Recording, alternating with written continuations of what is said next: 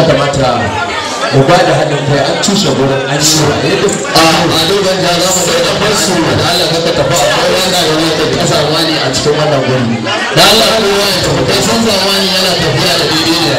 ni mu yin dole gwanja ba a gurin nan da mutane za su da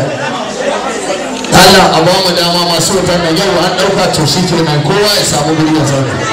kowa ya samu guri ya zauna a duk da ya kuma a